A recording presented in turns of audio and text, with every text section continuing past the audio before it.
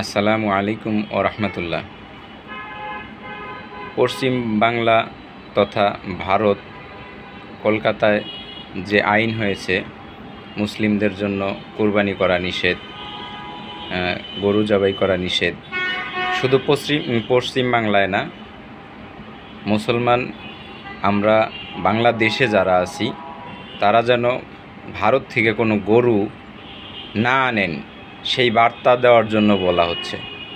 আমি কেন বলছি এই কথা আপনারা বুঝতে পারবেন হয়তো, যে ইন্ডিয়াকে বয়কট না, ওদের পণ্যকে কিছু পণ্যকে বয়কট করেন, ওরা নিজেরাই সোজা হয়ে যাবে।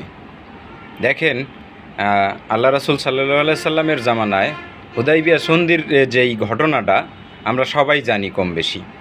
হুদাইবিয়ার সন্ধিতে আমাদের রাসূল সাল্লাল্লাহু আলাইহি সাল্লামের বিরুদ্ধে, সব আইন বিরুদ্ধে, সব কিছু বিরুদ্ধে নেওয়ার পরে যখন স্বাক্ষর করতে বলা হয়েছিল, সেখানে রাসূল সাল্লাল্লাহু আলাইহি সাল্লামও স্বাক্ষর করেছিলেন। আর পরবর্তীতে সেই স্বাক্ষর করার ভিত্তিতেই আবার মুসলিমদের বিজয় এসেছিল। ওরা যেই আইন করেছে মুসলিমদের কুরবানি করা নিষেধ, গরু জবাই করা যাবে না, সেই আইনকে মাথা পেতে নেন। ওরা ওদের আইনে মরবে, ওদের আইনে ওরা ঠেকবে।